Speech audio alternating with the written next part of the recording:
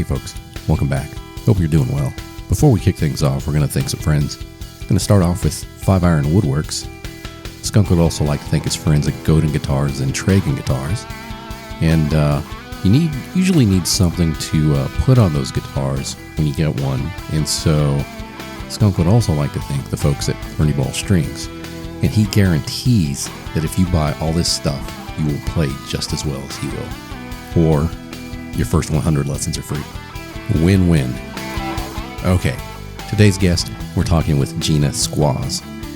Gina is a fantastically talented painter out of LA. It was really cool to hear her talk about how she got started.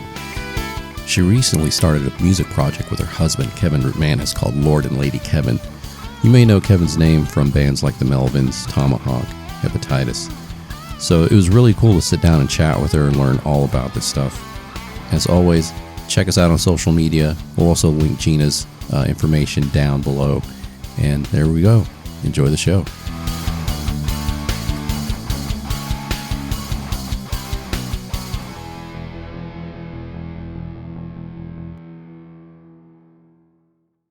Hey, we are back here, Eclectic Soundtrax number, whatever, who cares? And like I was just asking when our countdown was happening, with Gina Skwoz. Skwoz. Now you're from Australia, right? Yeah. Is that an Australian name? It doesn't sound Australian to me. No, that's not my real last name. It's just the name I use for my art.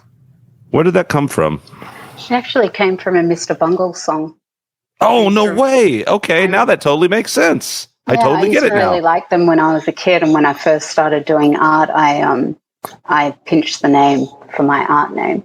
Oh, wow, that's super cool. I never knew where that was. I was like, I guess she's got a Polish family or something. I don't know why. So what's your actual last name? Afantopoulos. Oh, that's like almost harder. Yeah. Afantopoulos? Yes. Wow. Okay. So it's like Gina Skwoz Afantopoulos Rootmanis. Yeah. That's right. It's a lot. And your art name, so the Skwoz, but isn't that like Mow Skwoz? What is Yeah, it's Mow Skwoz. Mow Skwoz. Okay. And so that's and that comes from Bungle. Mm-hmm. Super cool. Okay. How did you not know that, Skunk? Aren't you like a Bungle super fan? I am, but apparently not as much as I thought. I'm also just not very intelligent, Vix, you know. Oh, well, neither am I. There's that factor. Yeah. I wouldn't have known either. So. Well, thanks for joining us. Okay, so right now, are you in LA or you're? Yeah, I'm in LA. What part of LA are you guys in? Just close to work. Uh-oh. Freeze. Hello? Hello? Yeah. Okay. Go again. Close to what? West Hollywood. All right. Right on. Cool. Yeah, I lived out there many years back, a couple of different spots. So I'm like somewhat familiar with it out there, and out there here and there. And so when did you move? Did you move straight there from Australia? Was that like, I want to go to Los Angeles and do art and that kind of thing? Yeah, it was kind of, I met Kevin online through Tom Hazelmeyer. And then, we started talking. That's how we met on Facebook. Oh, wow. So we started talking, and then eventually, we got married in Australia, and then I moved here. Wow. Okay. But was he was here though, right? The whole time? Yeah, he was here. Okay. Yeah. Wow. That's cool. Did he ever tour over there? Like, I know it's like Australia. I've heard like a lot of good things, especially it seems like with that kind of, a little kind of out there rock, the Bungle stuff, the avant-garde. Like I know, well, maybe I'm basing this on a handful of people I know in Australia that love that kind of music. But what's the scene like over there, or was it like over there? Was it good for rock and stuff like that? I mean, the touring bands do come through there. There was a really good sort of punk scene and stuff like that. And I mean, where a guy'd have shows at his house and and bands would come to play at this house and stuff like that. But it's pretty isolated. So there is a little group of sort of weirdos in Perth, and there's sort of this little scene, but it's not huge. Right. You know, it's not like LA where everyone's a weirdo. Right. So that's why you were like, God, it's not enough weirdos here for me. I need to go to LA. Yeah, I could only get art shows like, you know, at a few places, and sort of contemporary galleries aren't really interested in my kind of stuff. So, were you like from a big city like Sydney or something, or were you? No, I'm in Perth. Where the hell's that? Nobody knows. It's in Western Australia. It's one of the most isolated cities in the world. Oh, okay, so you're a small town, small continent girl. Mm-hmm. I would love to go there. It sounds like a cool place, but like there's a couple of things. A, it's like 1,000-hour flight. It's you know, so far away. B, I feel like there's like lots of cool exotic animals like platypuses and koalas and cool things, but I also feel like all the deadliest things in the world like live in Australia, like mutant spiders that are like crazy poisonous, and snakes, and it just sounds horrible. The size of your hand. There's even plants that'll hurt you, I think. Yeah, everything will hurt you there. Yeah. Even koalas. Koalas will drop on your face and claw you. Dude, koalas they're bastards. Drop bears. Yeah. They're super cute. They're super cute. They sleep like 20 hours a day, but they're like hostile little shits, right? Like, I don't know about that, but they do smell like piss. Oh, and they make crazy. Have you ever heard the sound of a koala, Vic? They make crazy noises, right? They sound really not what you would think. Chewing on eucalyptus leaves. Yeah. Chewing on eucalyptus and sleeping all day, which frankly sounds quite amazing. Speaking of animals, what you guys see a cat roaming around? Is that what I see back there? Oh, you could see that? I saw a cat, and I think I saw a little dog earlier. Yeah, we have a cat and a dog. What are their names? Egg is the cat. Is that from Mr. Bungle? No. Okay. Egg and Marcus is the chihuahua. Gotcha. Okay. What are some great weirdo rock bands or bands from Australia? What are some of your favorite local musicians? The Scientists were from Perth, actually. I don't know if you've heard of them. They were a great sort of, sort of punk band in the 80s. Right. And then like the Birthday Party. Oh, yeah, sure. Let me think. The rest of the world just thinks AC/DC. That's all we know. Yeah. There was a great band from Perth called The Victims. They were really good. Okay. Sort of like a punk band in the 80s as well. Not that this has anything to do with them, but when I saw, did you see? I guess you didn't because you were on tour, or hepa.titus was on tour with the Melvins and the Cunts last February, which was like right before COVID, the world shut down. Yeah, that's right. Yeah. And thank you once again, actually, for getting me into that show. Look. No worries. Oh yeah. I wore my shirt. Cool. Nice. I love this shirt. Yeah, and I love the hepa.titus music too. It's really cool, and I thought they put on a great show. That was really fun. And all three bands kicked ass. It was awesome. And then Kevin got up in the balcony playing along with the Melvins and shit. It was cool. But and I was super sad to hear that place Slim's, which apparently is kind of a legendary hip cool place. It was a very cool bar, shut down. Right? I think that's no more from COVID. Yeah, they're gone now. Which is a shame. Kevin said he really liked playing there. They were always treated really well. And it was a very cool place. So I'm super, little did we know at the time, but I mean, even that made it even more kind of cool and special that I was like, wow, cool. I'm glad I at least got to see a show at that venue. But you, so there was kind of a West Coast tour that had happened, and I'm assuming that nobody's really played since, right? I mean, no. Yeah. So there was that kind of that was like a West Coast run. Sort of, it was like West Coast up, up the West Coast and back again. Yeah. And so because you were on that tour at the time, I guess you guys probably didn't see Mr. Bungle, or were you in town for that? I did actually, because I had me work the Melvins merch table at the Mr. Bungle show. So I did see them. Wait, what? Oh, the Melvins opened for them on... Yeah. where was which show was that? That was in LA, I guess, huh? Yeah, it was in LA. Oh yeah, okay. I saw him in San Francisco. Okay, cool, awesome. Yeah. Very cool, very cool. Yeah, I don't remember what I was going to say about that now, but with Mr. Bungle, but clearly I don't know much about them. So what you got, Vic? How did you guys meet? Like, how do you know each other? So good question, right? Yeah. So I reached out to Gina just because I found your art. I'm not even initially sure how I came across you, but I licensed a piece of art, which is so the art for Out of Reach, the single, okay. the Rogering song, is that the heart and the hands reaching out. That's Gina's artwork. Oh, awesome. Yeah. So Oh, I think right. I think that's how we first met, as far as I can tell. Yeah, and just on I remember. Facebook, I think. Yeah. It's kind of incestuous, like people who are into that kind of music or the AMREP stuff or whatever, they're all.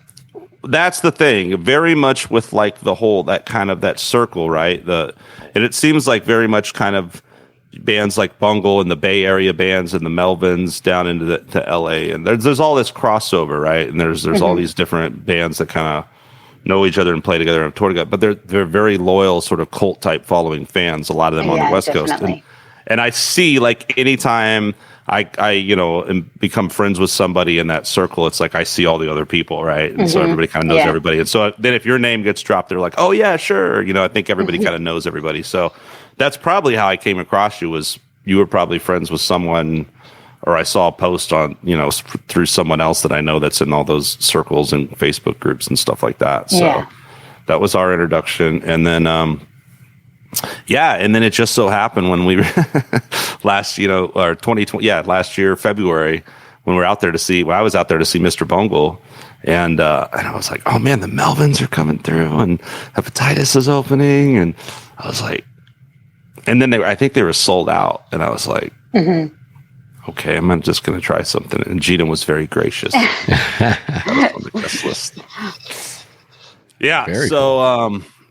I know what it was that popped in my head randomly when you said the Victims from Australia. There was a band, one of the bands, I saw both the Bungle shows in San Francisco, and one of the nights, one of the opening bands was called Victims Family. Do you know those guys? I've heard of Victims Family, yeah. They were badass. They were really cool. Yeah, it was like this. It's like punk rock, but like kind of progressive, like, and kind of like really musically interesting. I really dug those guys a lot. Yeah. So what are some other bands? I mean, let's see. So like Kevin, did he start with the Cows? Was that his original thing pre-Melvins? Yeah, that was his first band, Cows Right. of London. Is that online? Kevin's not super like social media guy, is he? He used to be. And he's just like, fuck this, I've had it. I respect him, man. I respect that. I hate this shit. Yeah, I'm sick of all this new crap coming. I can't keep up with it. Anyway, sorry about my tangent, but That's all right. TikTok and all this bullshit. Although I do think a Kevin Gina TikTok dance video would be pretty good. I would. Yeah. But I'm glad you told me about his YouTube page, because there's the Cows. He played with the Melvins. I think he was on one of my favorite Melvins albums, which is Stoner Witch. Actually, is he on Stoner Witch? He wasn't on Stoner Witch. No, he was on Oh fuck me, Houdini. Ambient Takeover. That's okay. Was he on Houdini or not? No.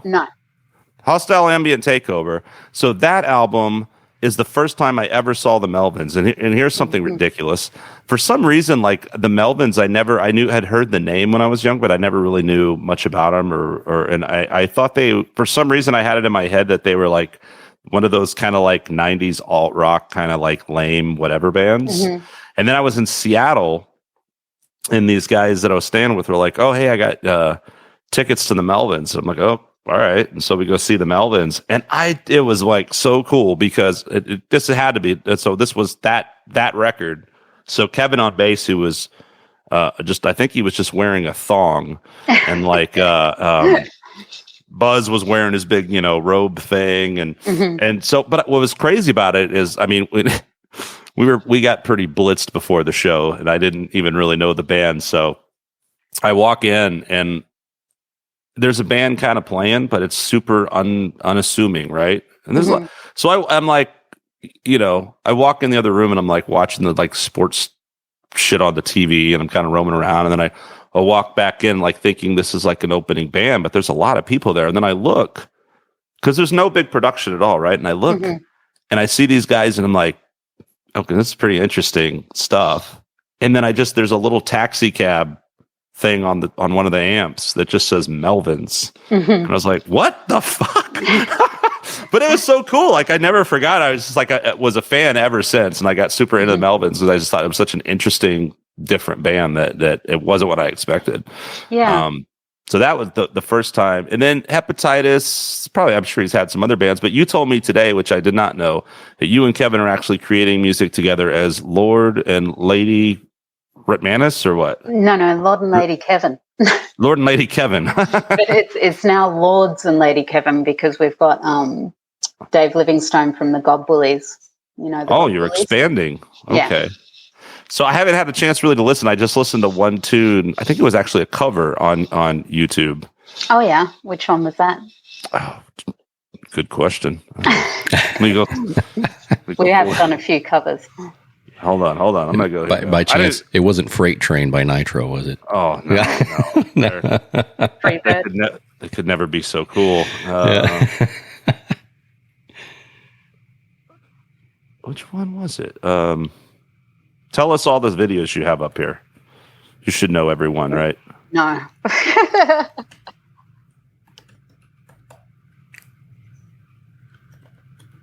Jeez, I wonder if now I'm like, got busted. Oh, I mean, I did listen to a song, but I don't know what the hell it was. But there is a ton of shit on this YouTube channel. Oh, yeah, definitely. So, but I mean, I would imagine Kevin's pretty prolific, right? Yeah. So he wake you up in the middle of the night with like weirdo shit, like, hey, come record. No. Handing you sticks to a xylophone. He has been playing the harmonica lately, which is fun. Kevin style. Yeah. I just love the hepa.titus, like the slide bass was super cool.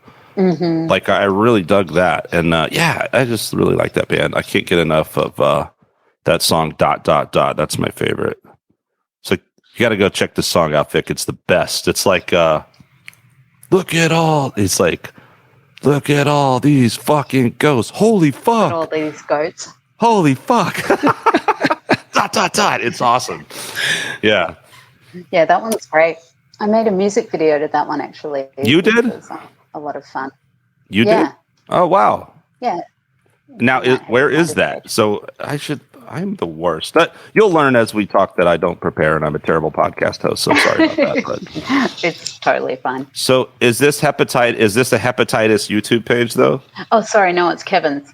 It is on his. Okay, so let me go back there. And when would this have been? Like a year ago? Maybe not 2 even. years ago. Oh, it is that long ago? Okay. ... There it is. Sweet. Yes. So you do video stuff too? Yeah, I started doing sort of animation using photography, like taking thousands and thousands of photos and then animating them. Badass. Okay. So I've been doing that for a while, and that's how I did that video. And yeah, and very now cool. I do other videos, but at the moment I'm stealing other people's footage and then manipulating it to fuck it all up. I dig it. Excellent.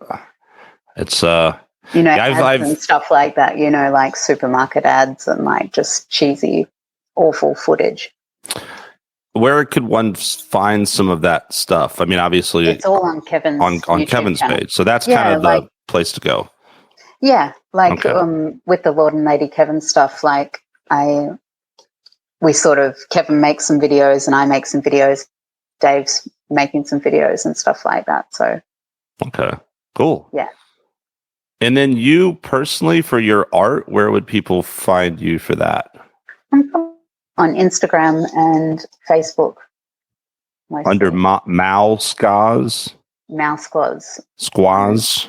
Yeah, on Facebook and my Instagram name's Mow Skwoz, but it's got 2 M's and 2 Z's. So there was already somebody who took the name.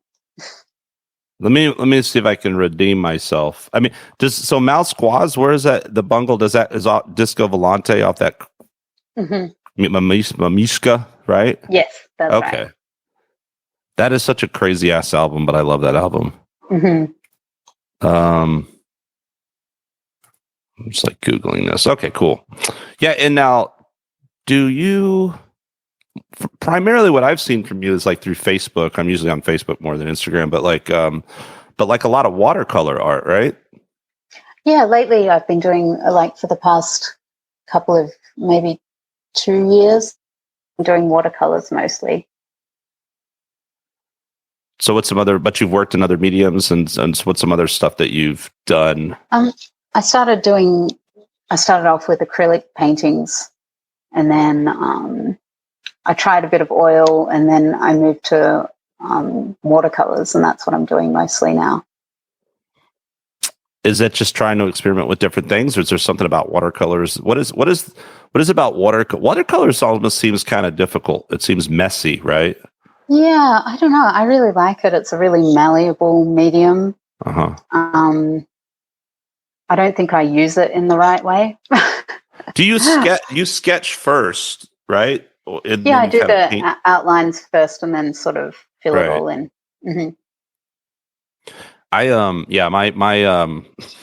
My artistic endeavors were always like I could draw a tree and fire and stick figures and that's it. And then that's all you need. Yeah, and then I was pretty proud of my trees and fire. Like that's all my book covers were like band names and trees and fire.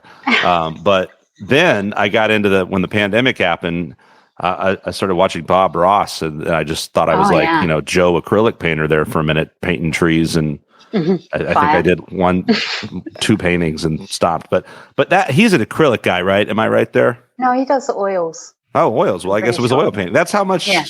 I don't even know what the hell I painted with. This is how much of an artist I am. That's okay. But I barely know what I'm doing. So. Well, what's behind you? Is that by any chance? Oh, that's Kevin found that at this warehouse sale or something. It's huge. It's this big. I feel like I'm looking at Rivendell or something. Like it's like Middle Earthy. Yeah, it's strange. I think it used to hang in a restaurant or something like that. So when you're painting, do you have do you do the help Vic? What do they call them? The what? Circles, easels. Do you just start painting circles? Yeah, easels and a canvas, right? But do you have the thing where you put the canvas up on the easels, or is it a flat or is it different for watercolors? Do you use different? It's different for watercolors because you use watercolor paper, so I'm working at a desk. But when I was doing acrylic paintings, I was using easels and canvases. Okay. So, and it's like, do you have any art that we could look at? Now? Yeah. I'll have to go get it. That would be awesome, though. I'd love to see some. All right. Hold on. Cool. Poor Gina. I'm just like, what do you do? I paint with, what's that thing called? Go grab art.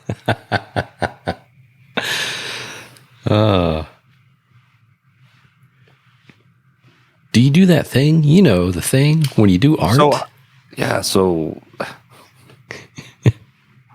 what do you paint on? What's that called? Oh yeah, canvas.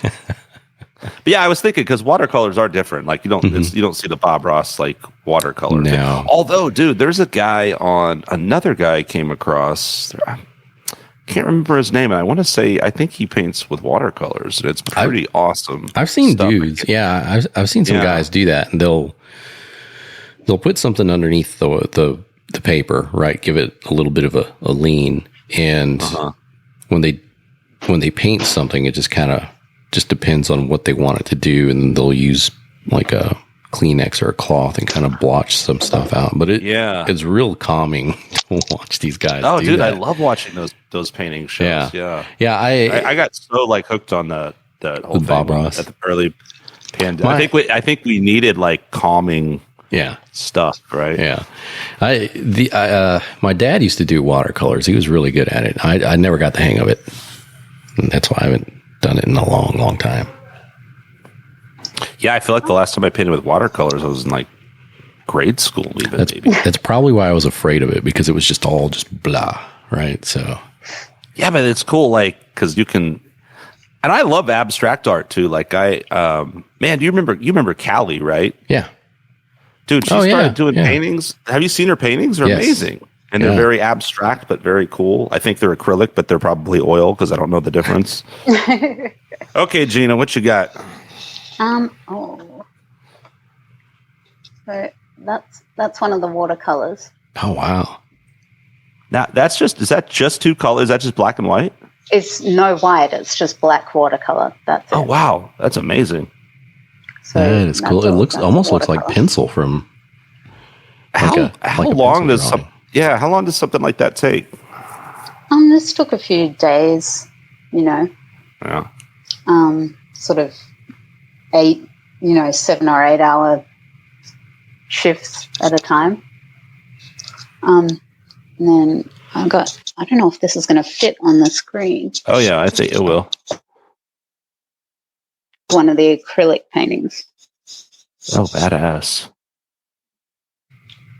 That's cool. Kevin. Yep, that looks like him. Yeah. So I don't know. I think the light's hitting it a little weird, but anyway, that's there's a little bit of a glare, but we can kind of see it. And that one too doesn't look like it's a whole lot of color. Is that just like 3 colors, or? There is a lot of color. I think it's hard to see. It's sort of monochromatic, but with the acrylics, I tend to use lots of different shades and stuff. That's incredible detail. So where does some of your inspiration come from with this kind of these concepts that you have, like with the faces and the distorted faces and contortions and that kind of stuff? What got you into that? Where did that come from? It's something that sort of developed over time. When I was a little kid, I loved Ren and Stimpy. Nice. Loved Ren and Stimpy, and they used to show those close-ups of all the grotesque shit, Yeah. And that really stuck in my head, and then sort of it just progressed. Some of my later influences are I really like photography. There's a photographer called Roger Borland. Mm-hmm. He's worked with Diane Wood and stuff like that. And he doesn't really, I don't know, he takes photos in South Africa of like sort of people who live in slums and stuff like that. So they're really interesting and everything.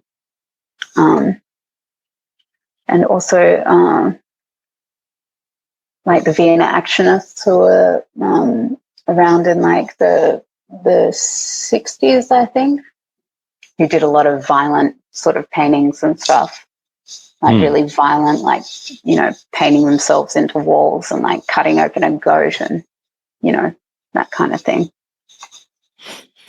So when did you start painting? Were you like in, third grade class, you were like, look at this mutilated body I made? Or no, I wasn't quite there yet. I always liked drawing gross stuff. But I was doing art all when I was a kid and everything. And then I started actually painting when I was probably about 25. So 9 years ago. So, so you did art when you were a kid, but not painting, or?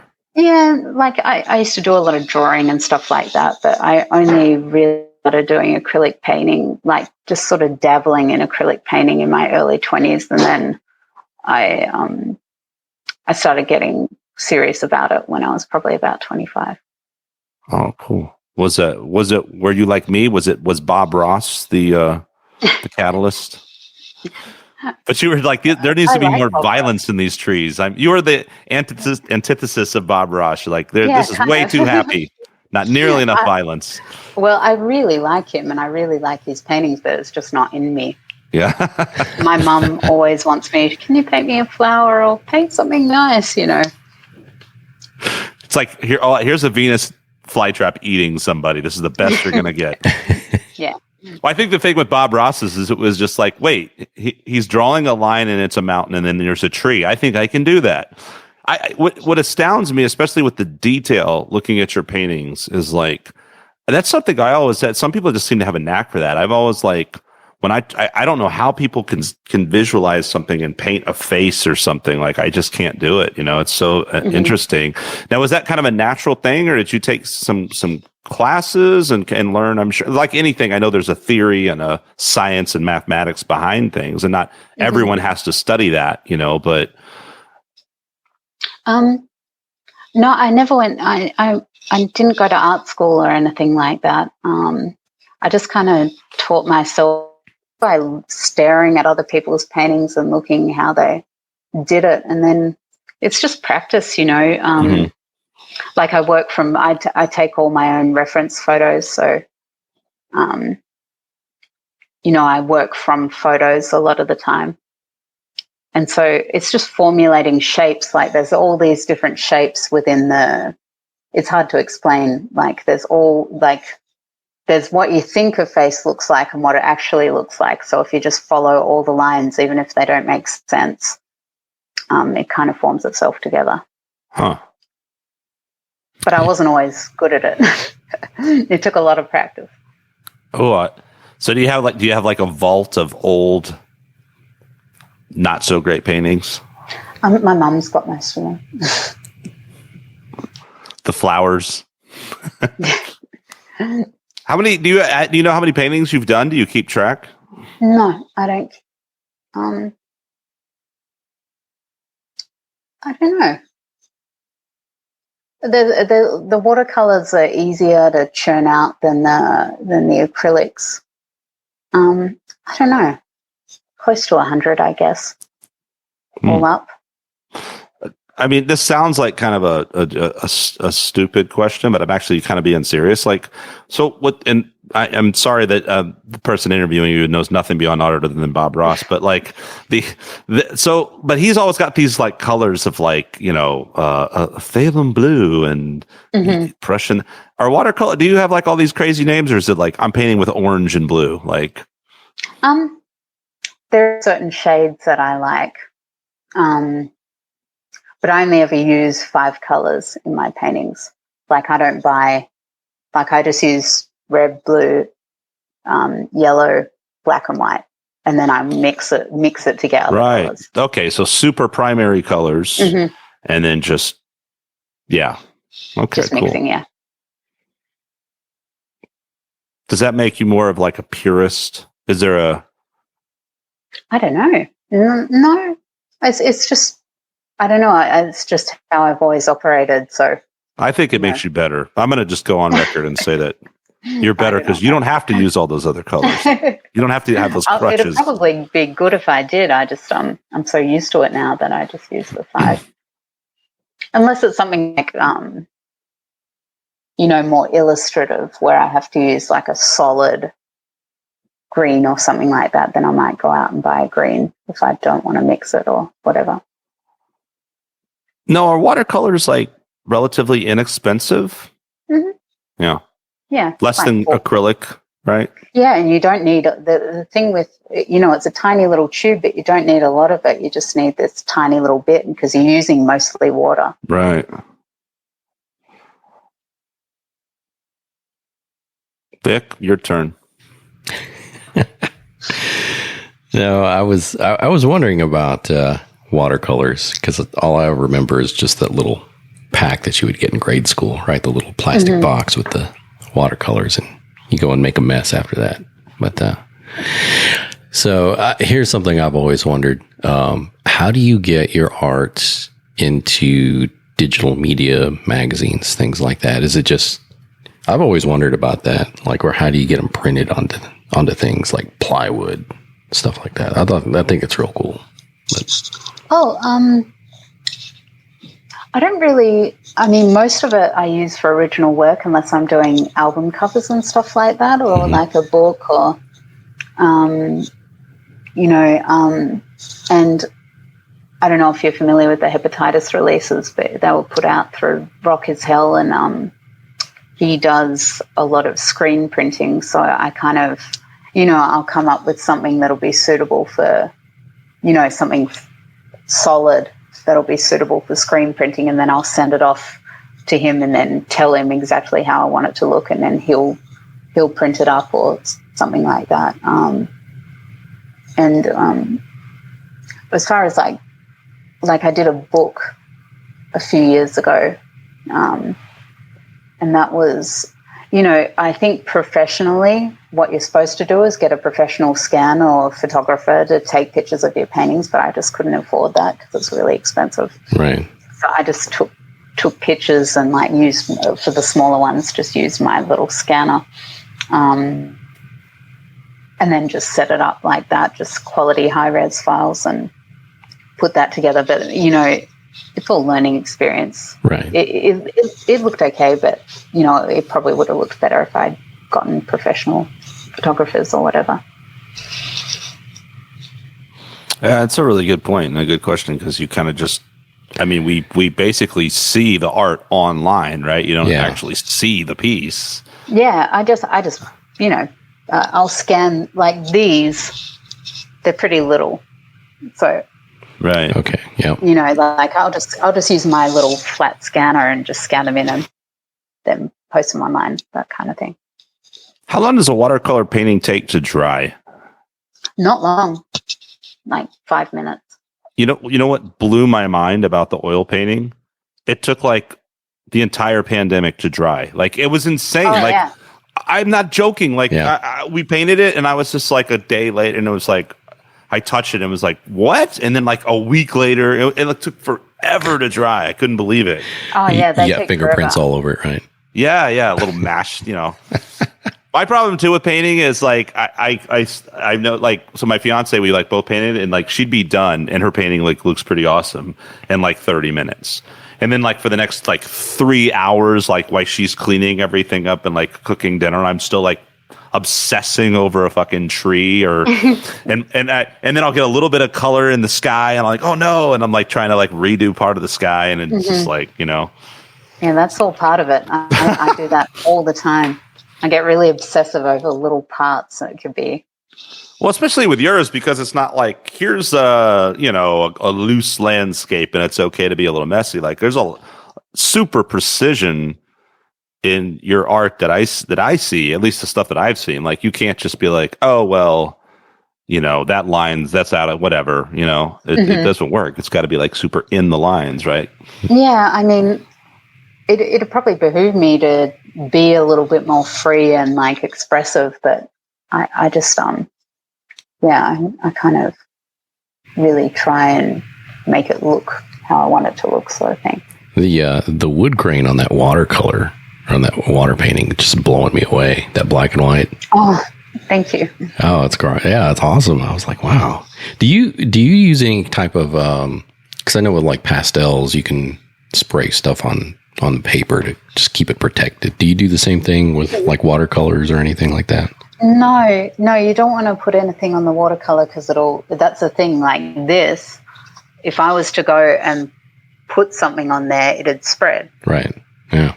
Because it's activated, it doesn't just dry out. Like, if I was to spill water on this, it'd be ruined or something like that. So you don't have to seal them or anything. Okay. Well, not that I'm aware of anyway.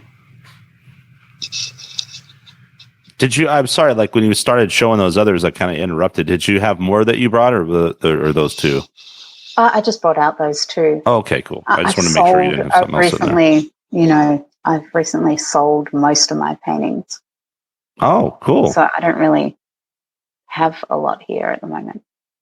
Is there anything that you do that you're just like, this one's for me, or are they all for sale? They're all for sale.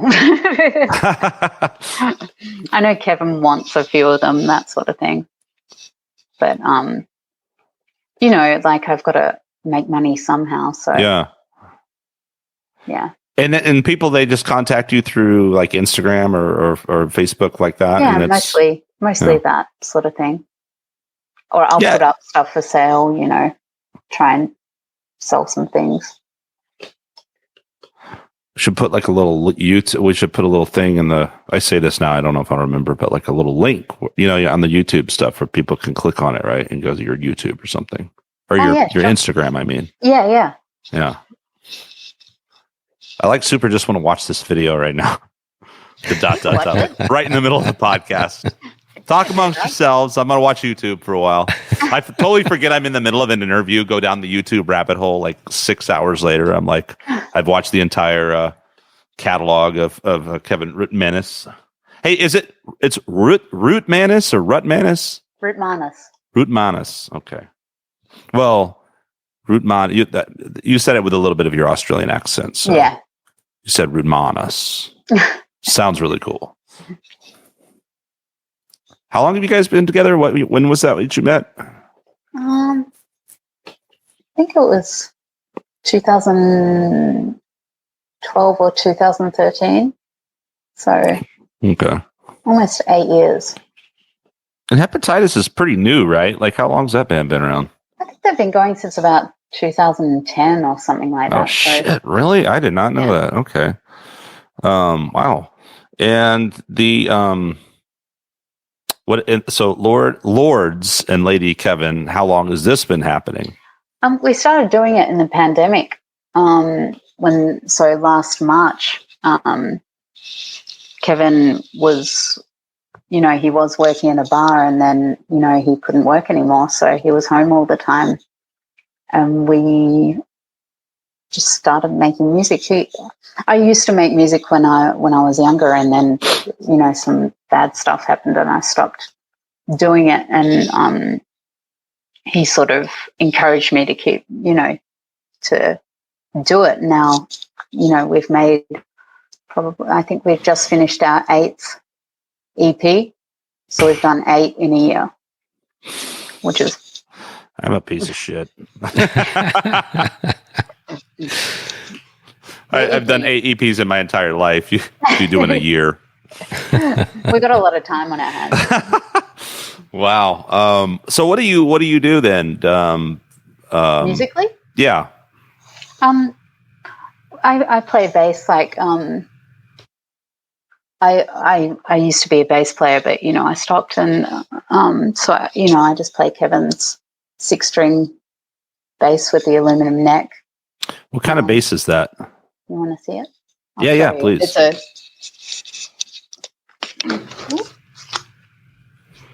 I keep thinking about those drop bears in Australia. The what? The drop bears. Oh, the koalas? Yeah. Attacking from the skies? That's right. Dude, there was a video of a koala in a Christmas tree. Yeah. It got into someone's house and got in their Christmas tree. And then they were like trying to get him out of it, and he was screaming. It was hilarious. Oh, that's badass. It's a Squire. Oh. It's just a Fender Squire 6-string bass. It looks like a guitar with 6 strings. Like other than the fact that you can tell the neck is longer. Yeah. Yeah, and then we just got Electric Guitar Company. We got them to send us the neck, and then we had it put on the Squire body. Oh, okay. Yeah. Well, Kevin did that. I didn't do that. Now, is that tuned like? It's not tuned like a guitar, though, right? Is it all tuned like a bass with a low B and E and? No, it's actually tuned like a guitar, usually. But wow. Right now I don't know what tuning it's in because Kevin was fucking with it earlier. So, can you play something? No. I just want to hear what the tuning is. Oh. Pretty off. Oh, there's a pick in there. I was like, what the hell note is that?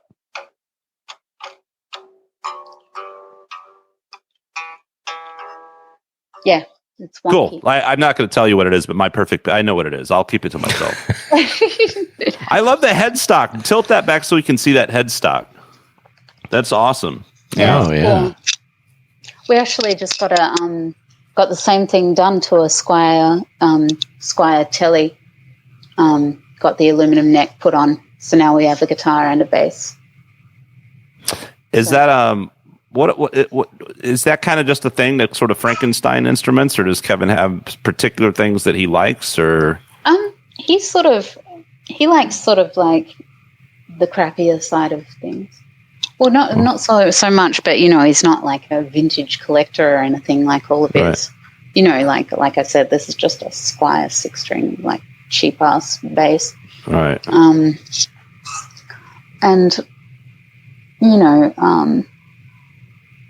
yeah, just a bunch of pedals and just whatever sounds good to him at the time, I guess. Mm-hmm. And now, did you have any preference when you used to play bass? Do you remember what you played? I'm just going to put this down because it's fucking heavy. Hold on.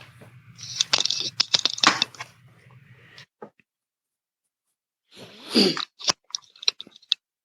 just saw Egg. You saw Egg?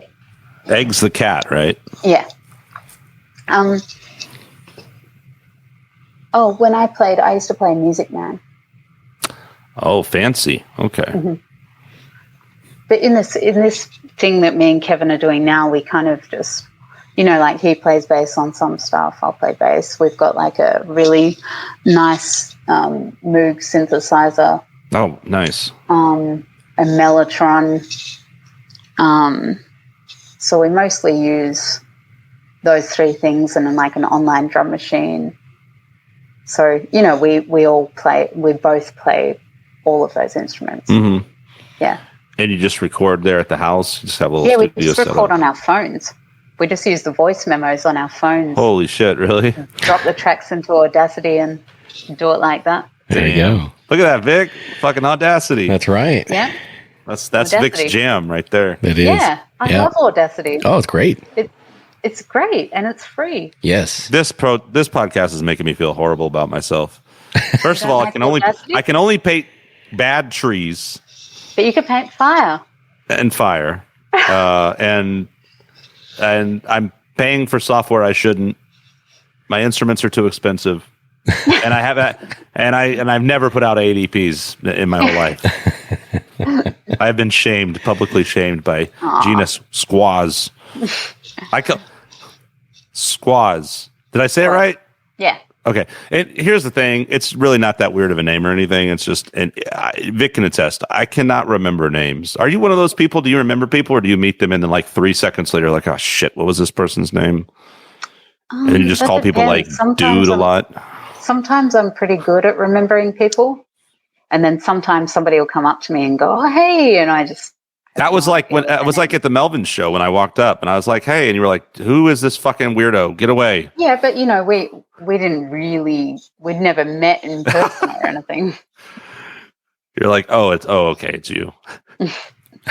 Standing there in the merch booth all awkwardly. Just like, oh, I know that feeling. And you're just like, oh no, don't talk to me. Are you gonna buy something or not? I don't want to talk to this person.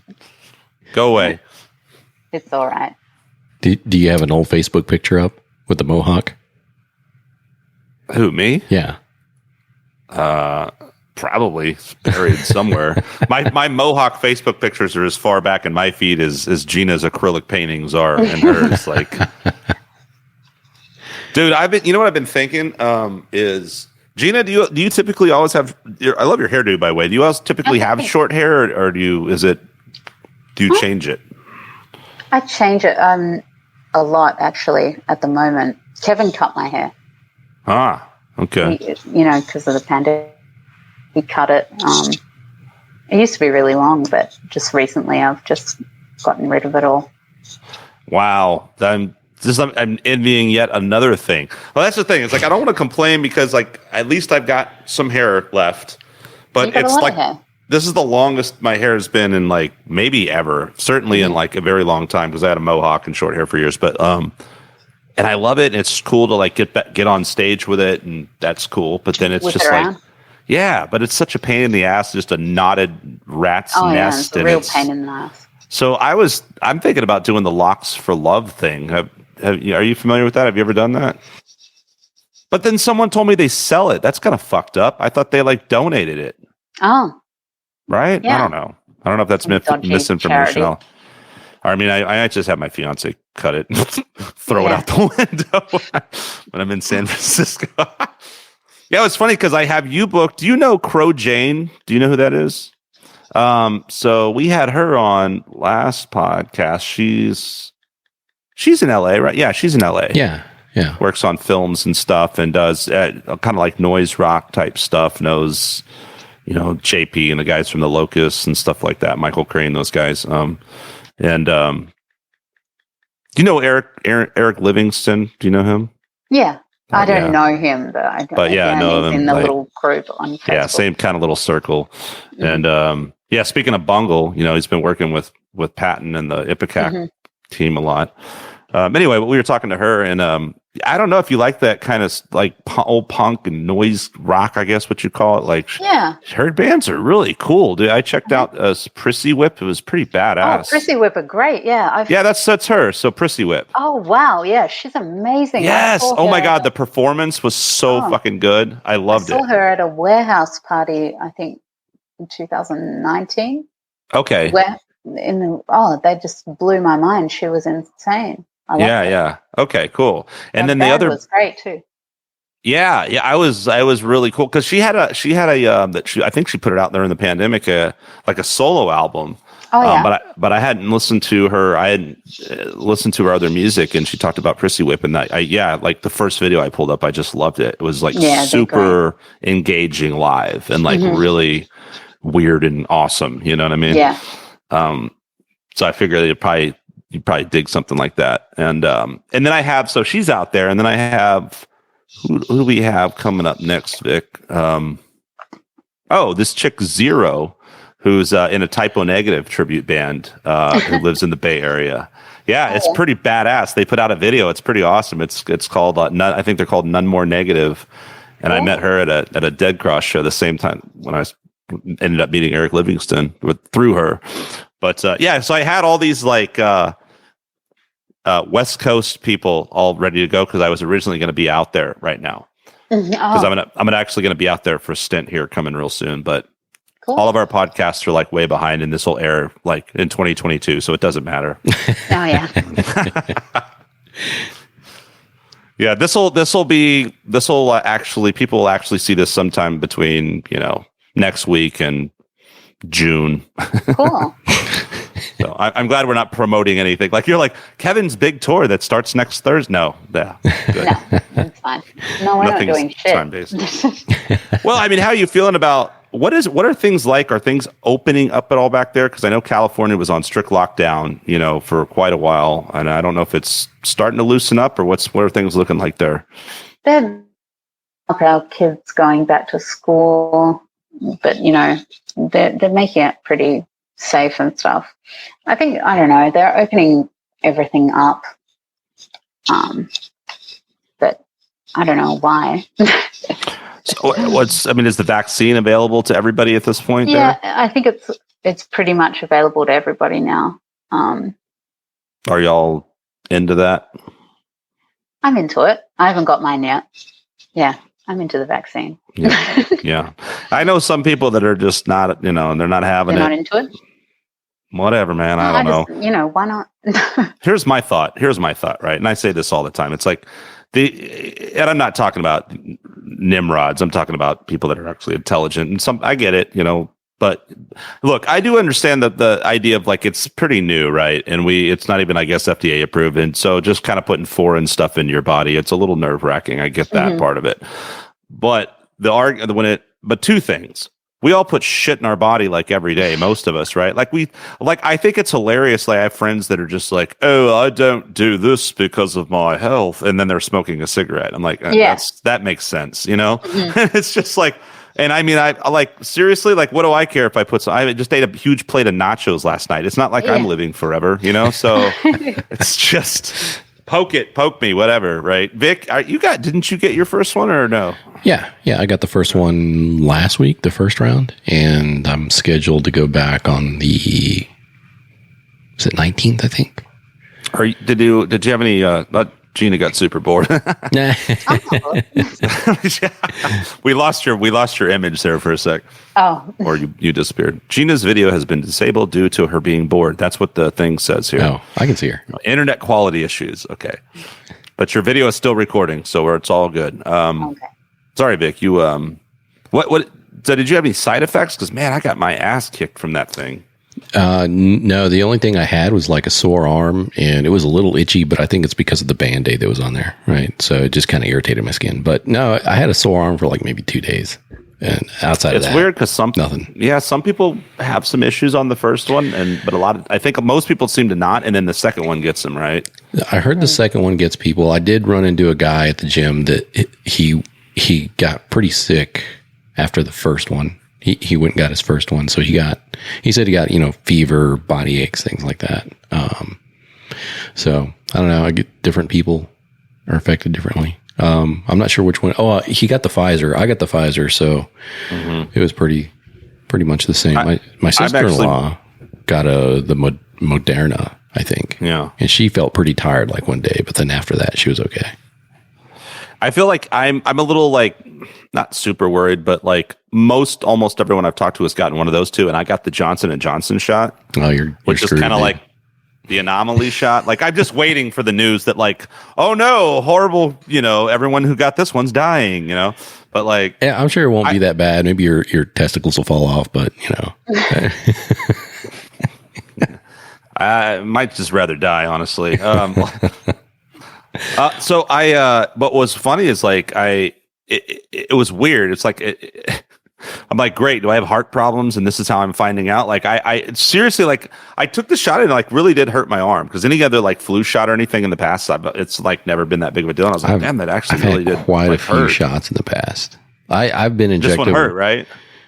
Mine didn't. No. Well, military, you have to be. Right? Yeah, it's what I'm saying is like they inject us with all sorts of stuff in the military, and I don't even know what all I got during my time in. So yeah, see, you're alive. What's the Pfizer vaccine gonna do to me, right? So seriously, dude, like yeah, these fucking people that are just like, I'm not putting that in my body. You're eating McDonald's, dude. McDonald's is worse than any shot. Like, am I right? I've probably got latent radiation in my body that's going to kill the virus anyway. So that's right. Yeah. Cheetah, are you a homebody? Well, everyone's a homebody now, but like a cooking at home type, or are you a eating out type? I eat mostly at home. Sometimes we eat out. What are some good LA restaurants that you enjoy? I really like. There's a little Thai place just up the road. There's so much good Thai there. Mm. Yeah. And I also live across, really close to this fancy health LA supermarket called Air One, which is like, ridiculously expensive, and it's all health products, and everybody goes in there all buff and shit like that. Right. But they have an amazing sort of hot foods. So I'll get that sometimes, and they're always really good. I have become. Oh, go ahead. I was going to say, I just moved to a place that's right in between two Mexican supermarkets called Poco Locos, and nothing but barbacoa tacos and picadilla tacos. Just basically every type of taco you want. So that's where I'm at now. It's awesome. Nice. Damn, Vic. Now that I'm vaccinated, I'm about to come over and hang out. Yeah. I'll be like, let's have some tacos, dude. There we go. Yeah. I finally feel like I can. Well, shit, man. Honestly, like, I mean, I went and played a show for the first time in over a year, and like, people weren't wearing masks and the whole thing. Really? Oh, yeah. I mean, this is Texas, I mean, Austin, I think, is a little more, but like San Antonio, everyone was like, whatever. I don't know. And then, we were talking about Odessa. Do you know of Odessa, Texas?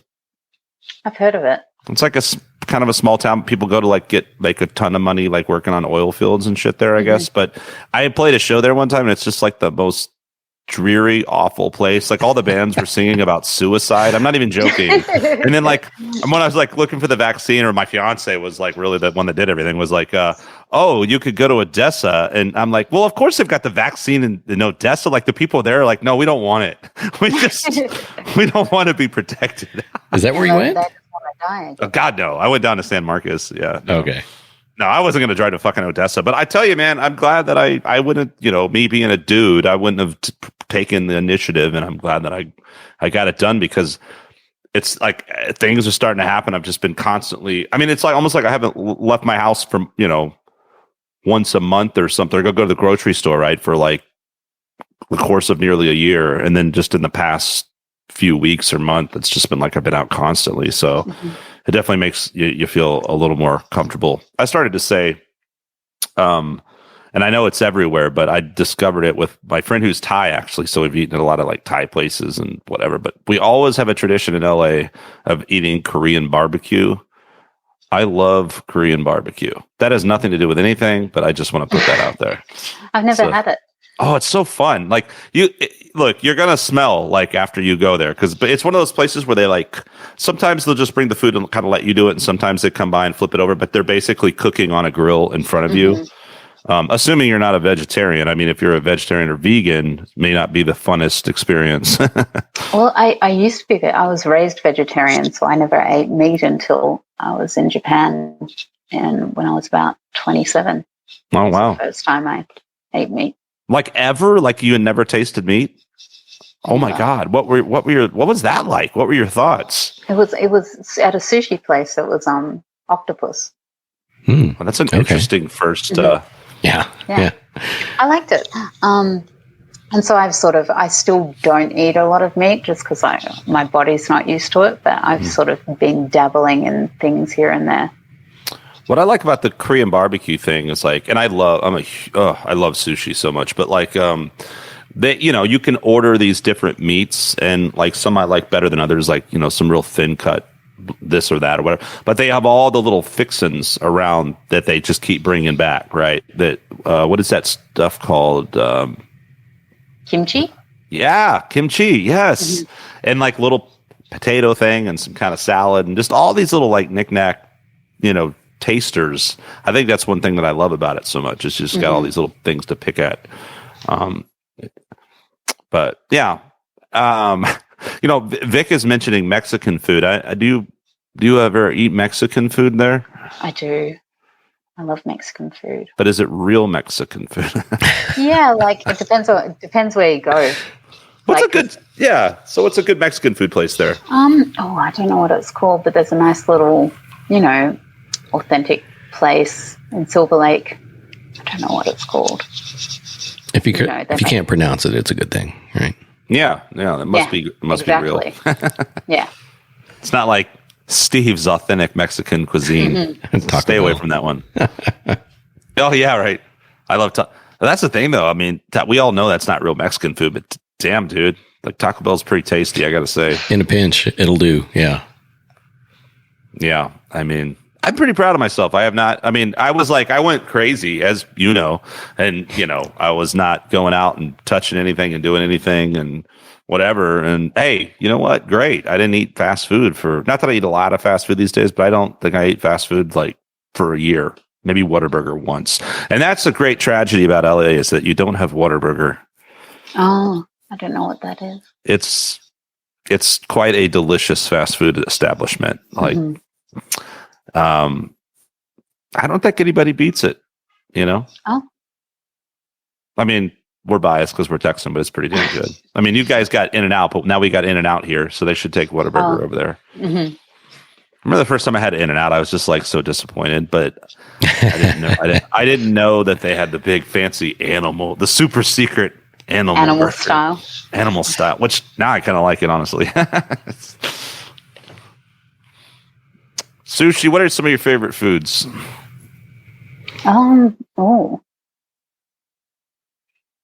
I like sushi a lot. Shit. That's an interesting choice. Yeah, delicious. Just a delicious plate of shit. Delicious plate of shit. That's what I eat every night. I don't know. Yeah, probably sushi's probably my favorite. Yeah. I see. I mean, growing up in Texas, I was just like always this like Mexican food junkie, and I love Mexican food. But I also just love like everything, and like sushi. Yeah. I could get to. It wasn't so expensive. I mean, I'd eat sushi like every day if it was affordable. You know. Oh yeah, definitely. I love all food, really. Oh, okay. So better question: what food don't you like? I don't like chili, like spice. You know, hot stuff. Oh, you don't like hot food in general? No. A bass player who doesn't like hot food. Sarah's going to love this podcast. This is my fiance. She plays bass. Can't eat hot food. She's going to love you. Can't do it. I'm too much of a pussy. No, she's ridiculous. I mean, I know, I understand, but it's like she'll be like, because I like reach for things. I mean, Vic, you're probably this way, right? I mean, I'll just like put spice on everything. Yeah. And just like, don't, you know, and now, I mean, so I tame it down and just like put it on my plate. But I watched on this topic, I watched a thing on Modern Marvels recently about the spice industry and about Tabasco sauce. And it's just like ever since the 90s or something, like this has just been a booming industry of like, but look, I like a little bit of heat and a little bit of spice, but it's just absurd, right? There's this obsession with people that want to just like burn their tongues out and sweat and go. I mean, it's insane, right? Like who would want to do that? I don't understand that. And there's like, what's the Scoville scale, right? What's that? That's the scale they use to measure the hotness of peppers. So like a jalapeno, I mean, I'm not positive here, but let's say a jalapeno is like 5,000 of those. And a jalapeno's got some heat, right? And then you get like a habanero or something. Well, no, habaneros are like crazy spicy, like 300,000. But then there's like some chili from India that's like 1 million. Oh, geez. And then people are eating this thing. Like, how does this even happen? Like, when I was in England years ago, a great friend of mine, like they had this sauce called Dave's Insanity sauce, and they actually had a health warning on it, and like a joke also that was like great for chili and blah, and also, you know, cleaning surfaces or whatever, right? It was just, and so this one time, like to this ridiculous contest for or whatever, some guy was like, "Oh, I'll give you 10 quid to put this on your pizza," and I'm like, "Sure."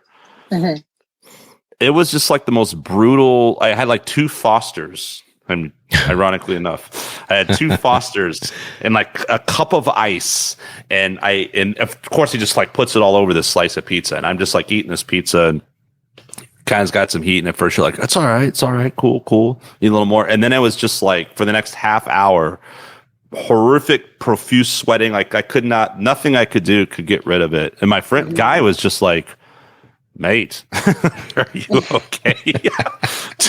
I mean, it was pretty intense, man. I don't really have any desire to like prove my manhood through peppers. Chili.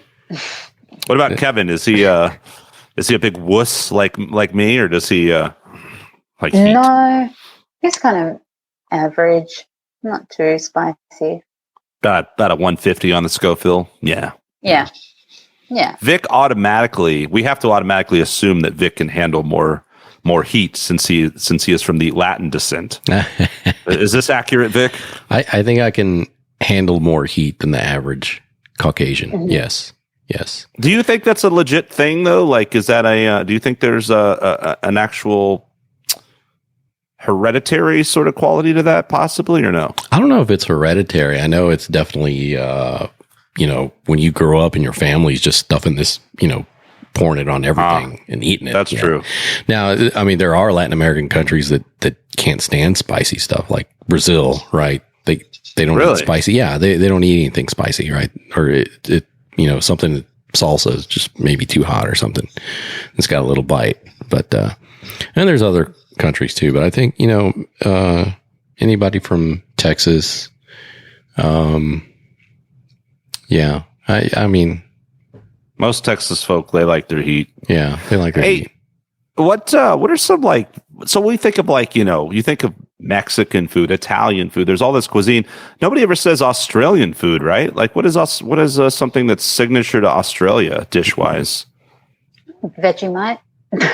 Oh, what? Vegemite. It's like this blood paste. that tastes like salt, and you put it on. You've never heard of Vegemite? I've seen, yeah. No, I've never tried it. I've seen it. However, I love salt, so it sounds pretty good up my alley. Yeast. It's totally strange. It's like this black paste and toast made out of yeast and salt.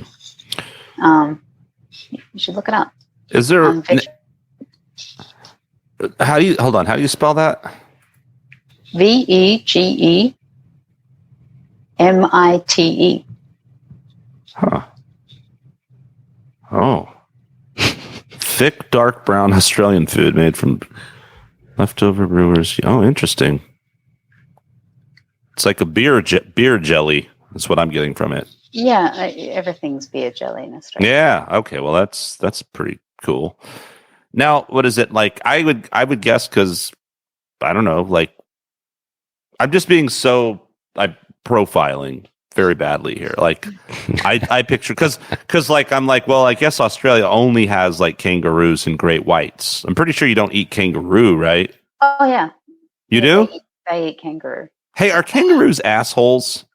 They can be. Right? Because I've seen have you guys seen the video that it's hilarious? This kangaroos they'll kill dogs, right? I know, they drown dogs. Yes, they're fucking assholes. This kangaroo has a guy's dog, and he's like, I think he's like a rear naked choke. Have you? Oh, this video is amazing. And the guy punch it or something? The guy just walks up and like the kangaroo one. lets go. And the kangaroos are fucking stacked. I mean, they're. I would not mess with this guy. Just punches the shit out of this kangaroo right in the face. And the kangaroo just stands there stunned. It's hilarious.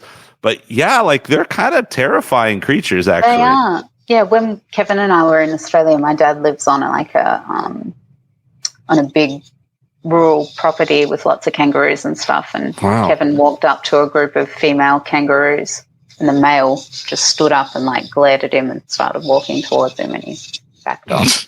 That would scare the shit out of me, honestly. Yeah. Vic, you box, man. You'd fucking mess that kangaroo up. I'm old and slow, man. I don't know if I'd last against a kangaroo. Yeah, and that's the thing too. Like, so we have this funny, like, it's funny. They go to the San Francisco Zoo, and they've got these. So they've got they have kangaroos, but what are the other ones that are really similar, closely related, maybe a little smaller? Wallabies or something. Yeah, and they've got those, right? And there's literally like a sign that says like wallabies or kangaroos or whatever can jump, up to 25 feet or some crazy thing. And then you're sitting there and there's like literally a fence the height of my waist and a little like I'm like, dude, these things could easily jump over this fence and just start, murdering children. It's kind of weird. Like, I'm not like that afraid of those kangaroos, but I still think it's a little fishy. Like, maybe they're sedated or something. But ever since I saw that video that I saw about the dog, there's another video of a kangaroo like that just walks up to this like sliding glass door of someone's house, and it's just like beating on the door, and I'm like, they're aggressive bastards, at least what I've seen. So I'm profiling all kangaroos. You just need to teach your dog self-defense, learn how to break that rear naked choke, turn it around, put them in a Kimura.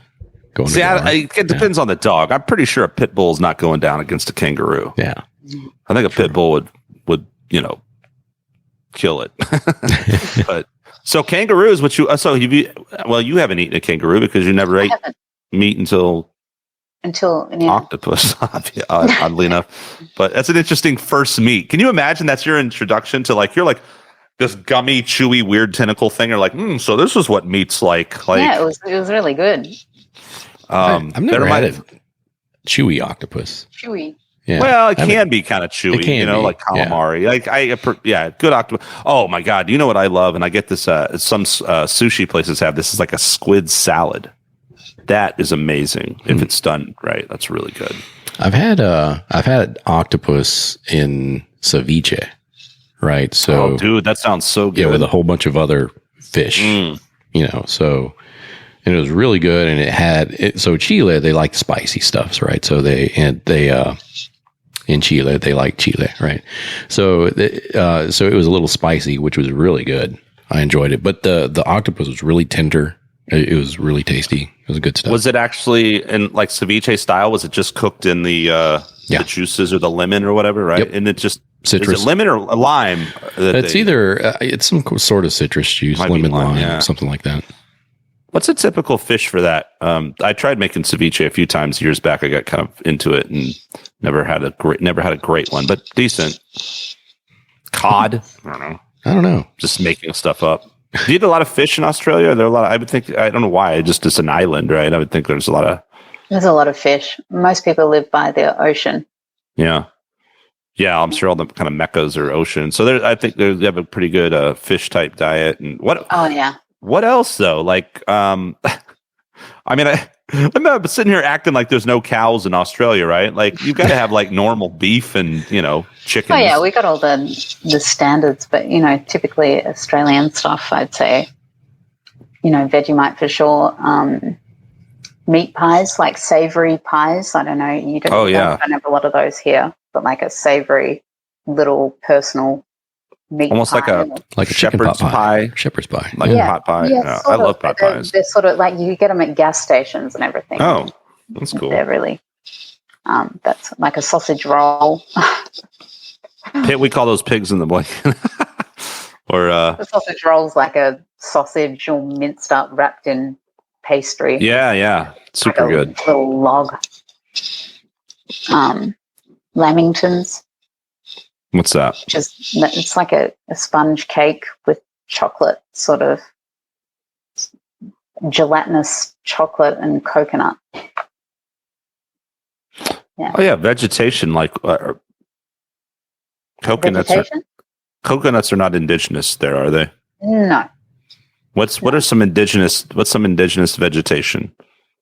Eucalypts. I mean, there's eucalypts here too. But I mean, there's a lot of eucalypts there. Like the kangaroo paw, which is like, wattles as well, which is like a little yellow puffball flower.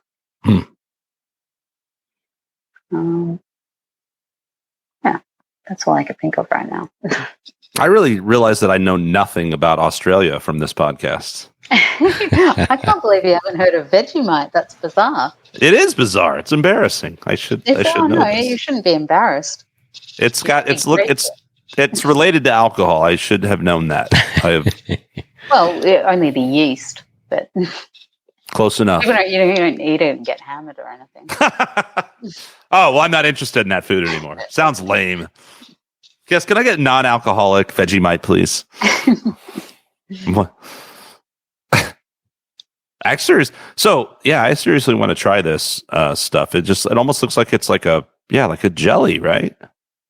It's more like it's thick. Like imagine if soy sauce was frozen.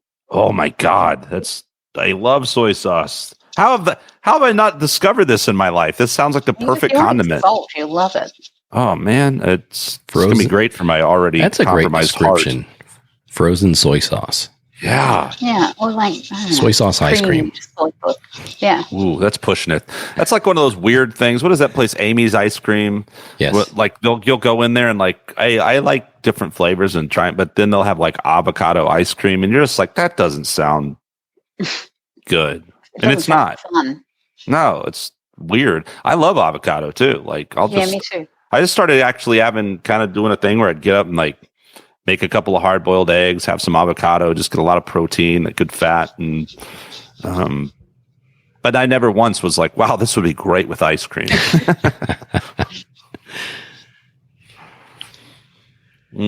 Well, let's see. Art. We've covered art. We've covered music. We've covered food.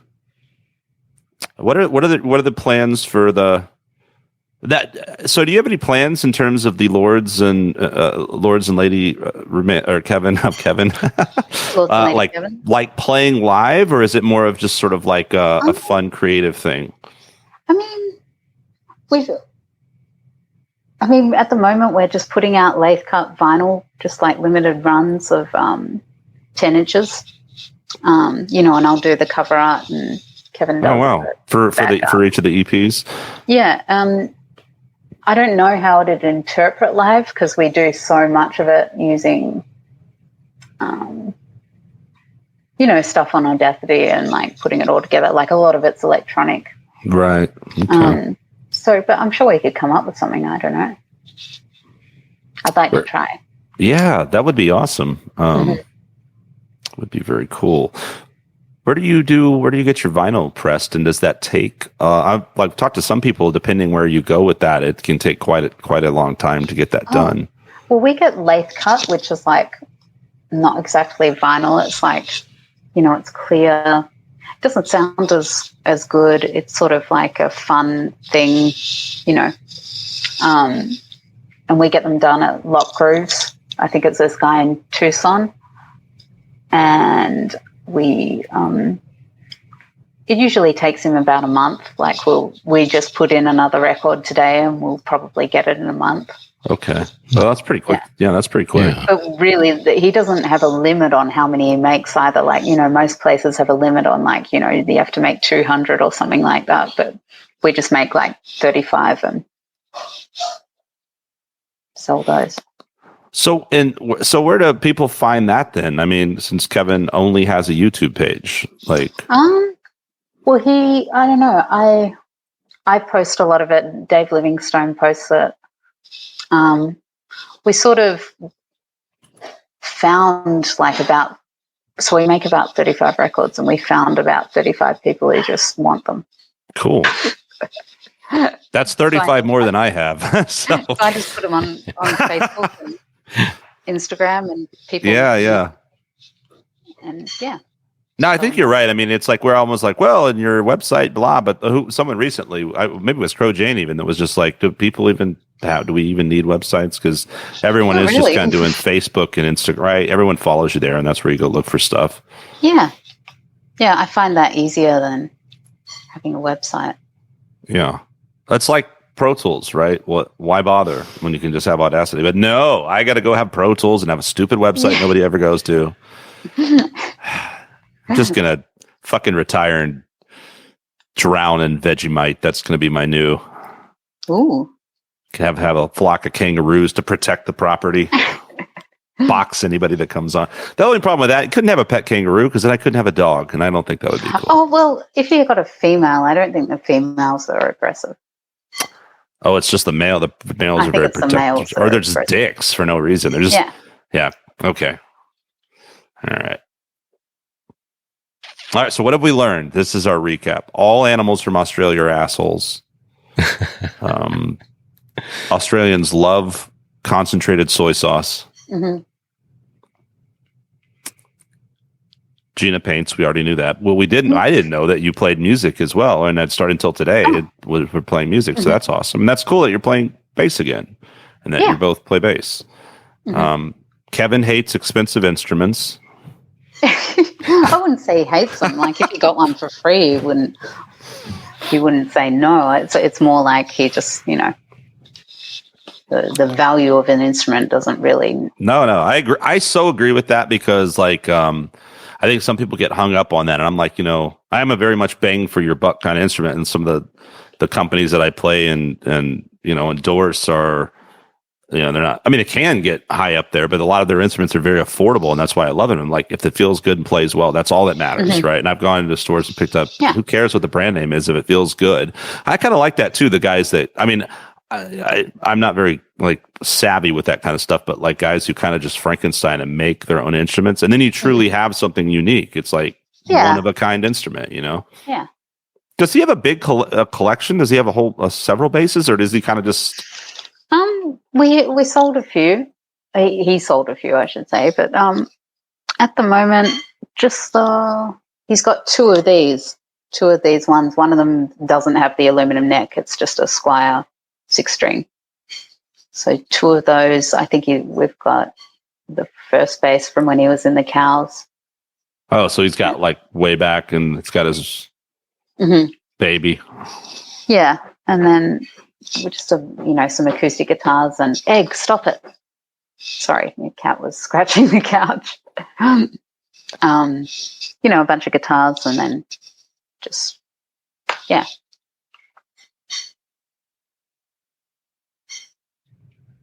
Let's sit here in an awkward silence. Make Gina's podcast as uncomfortable as possible. Excellent. That is a cool cat name, though. Egg. Egg? Yeah. Yeah. You should see him. He's crazy looking. Come here. His eyes are really far apart. I think he's kind of deformed. So he's got this crazy face. But he's run away now. How old is Egg? Egg's 5. And where did the name Egg come from? No, I like eggs a lot. I love eggs. Yeah. I said eggs. that earlier. I made hard-boiled eggs every day. I eat eggs every day. I love eggs. Any way, any old way, cook them however. Poached eggs are so good. They're so good. And you make poached eggs? Because it's kind of like poached eggs every Those morning. are hard to make. there's like a science to it, right? You got to like whisk the water and do the whole thing, right? No, I've got a timing, my toaster and my pot are synced in my brain. So, I just boil the water, and you just put a little bit of water and crack the eggs in pretty close to the water, and I let them boil as long as the toast goes, for it to pop up. And that's perfect timing, and then they're great poached eggs. Huh. I don't do any of that fancy shit with vinegar or anything like that. That's how I've seen it done. High society type poached eggs. I'm just no. It's just really hard to keep it looking like an egg, because if I try to poach it, it just kind of goes everywhere. Yeah. Mm-hmm. But you're gonna eat it, so what the hell, right? Yeah. That's the nice thing about eggs. If you fuck up a fried egg, you just make it scrambled eggs. Whatever. Yeah, exactly. Fuck up an omelet, fuck up an egg, scrambled eggs. Mm-hmm. What is your favorite Mr. Bungle song? Egg? Or the one you named yourself after? Probably that one. Yeah. Yeah. Do you know that album, Vic? That is a crazy ass album, Disco Volante. No, I don't think I do.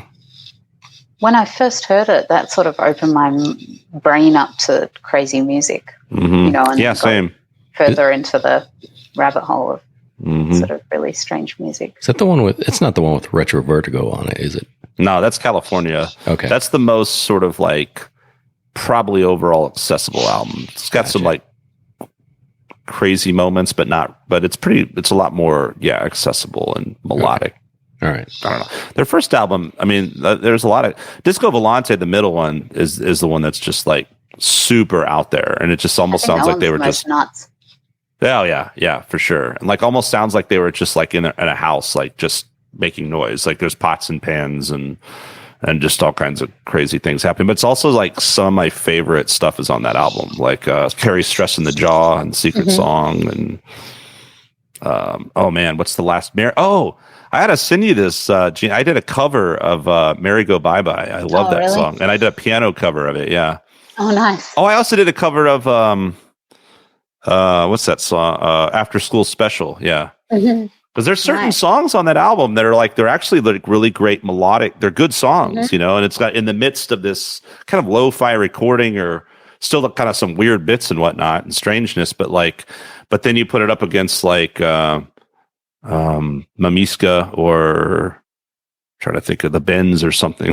just like a lot of sort of ambient strangeness, and what a phenomenal album. I still love that. So what actually, before we go, so what would some recommendations be of bands in that vein, just kind of that, and what would you even call that stylistically? Like how would you describe that music? Right, because it's so eclectic. You can't just call it avant-garde, right? I mean, there's so many elements. I don't know. I've sort of, I don't know. Do you mean what am I listening to now? Sure, yeah. Like, what is some stuff that you dig? Have you heard Throbbing Gristle? No, but I'm typing. What is it again? Throbbing Gristle. Throbbing? Gristle. Oh, I see it. They started in the 70s, and they're just kind of okay. I don't quite know how to describe it. It's sort of hideous, but in a very relaxing way. Oh, relaxing hideousness is. Yeah, I had someone one time that was listening to Melvins, and I'm trying to think I can't remember how they described it, but it was really great. It was kind of in a similar manner of like,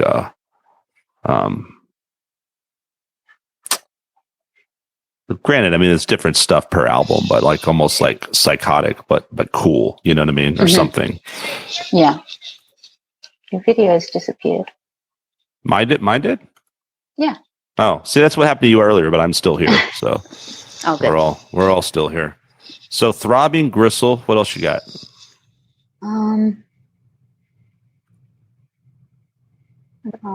Caribou. I'm gonna have to request a spelling. Pereubuu. Oh. Another 70s band from Cleveland, Ohio. Mm-hmm. Yeah, they're great.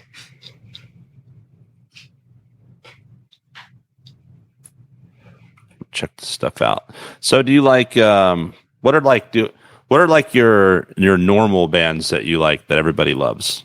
Or are you like I hate the Beatles? No, I love the Beatles. Okay, good. No, I like I don't not like something because it's popular. No, I really like Neil Young. Or, you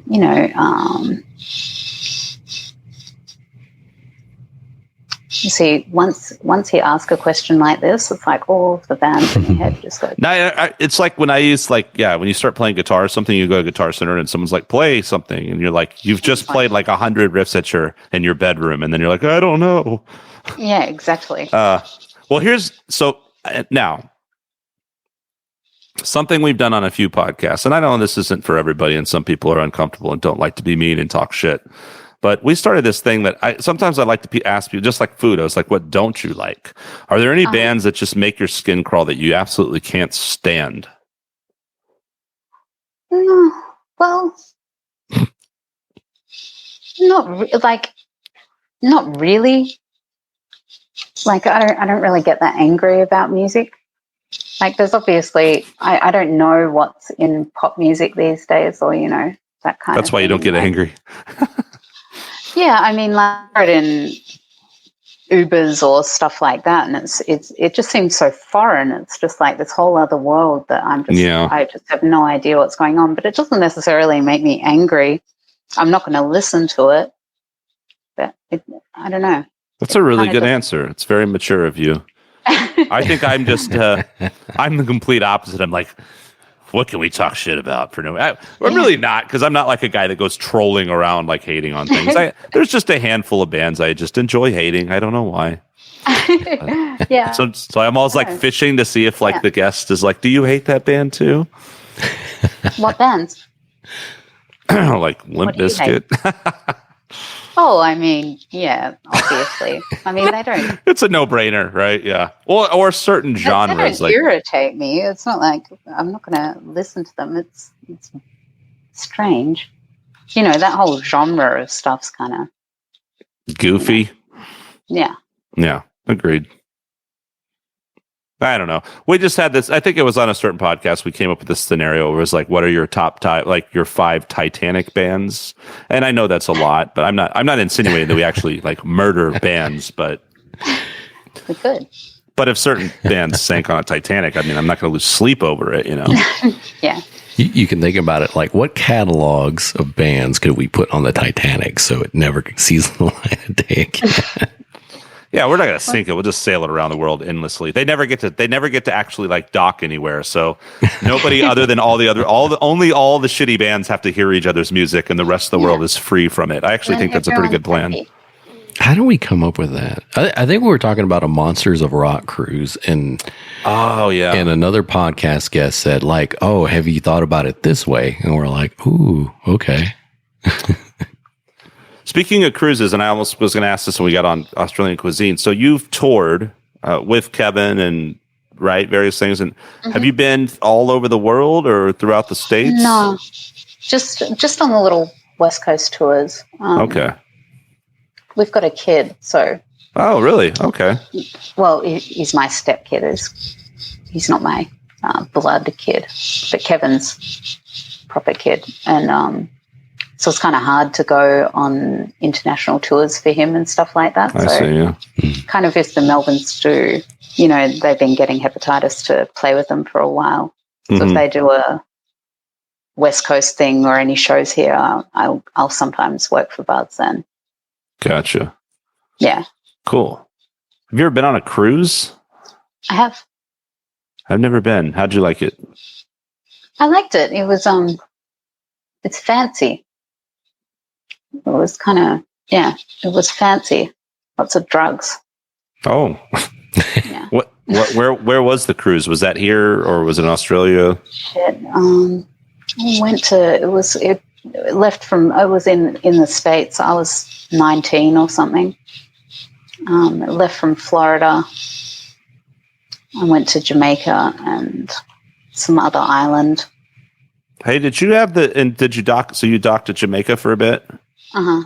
I wonder if you had the same Jamaica experience as me, where it was like super fit the stereotype, where people were like, "Hey, man," and like smoking weed and just like, "What's up?" Yeah. That was crazy. Like dudes rolling up. The bus. They said, "Who wants weed?" Yeah. And everybody put in their order and got some crazy weed. Totally. Yep. Totally. So like third world too, right? Like it's kind of it's crazy. They didn't really want us to see the real Jamaica. Right. Like they sort of wanted you to only see the tourist part of it. But that's why they get you high as shit right away. Yeah. We drove through sort of some of the towns and it was pretty poverty stricken. Yeah.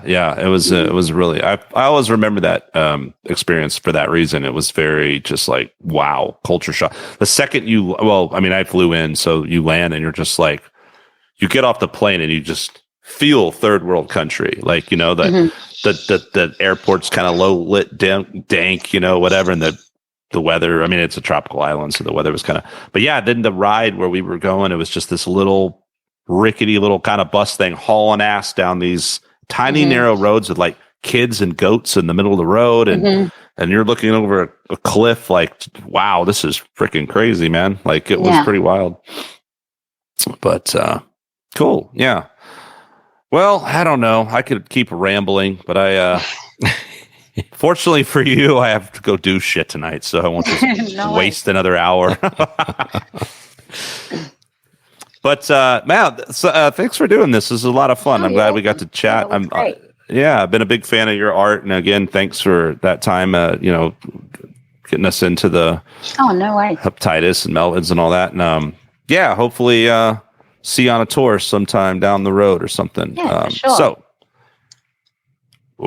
now Gina. Oh, here's something, Vic. Do you remember her real name? Gina Effin something. That's all I remember. Gina Effin Gina. I do not. What is it? You want me to say it? Well, but clearly we can't. We don't remember. Effintopoulos. Yeah, is that right? That's a cool name. Okay, Gina Effintopoulos Skwoz. Rootmanis. Yeah. Gina Effintopoulos Skwoz Rootmanis, everybody. Thanks for joining us. Be sure to check out her art on Facebook. Mow Skwoz. This is embarrassing. I bought shit from you and I can't. I'm just dumb. I smoked too much weed in Jamaica that time. So Mow Skwoz, Gina Skwoz, wherever. Go check it out on Facebook, Instagram. And then the music, go check out Kevin Rootmanis's YouTube, and there's just all kinds of cool shit on there from his various bands, videos you've done, Lords and Lady Kevin. It's a lot of cool stuff. I'm gonna go down a Rootmanis rabbit hole. Nice. When I'm like on the plane in a few days. Everyone's gonna be like, "What is he watching? What is that stuff?" Okay. Anyway, well, thanks again for joining us. We will see you down the line. Once again, this is Scum Manhattan. Vic Ramos. Bye.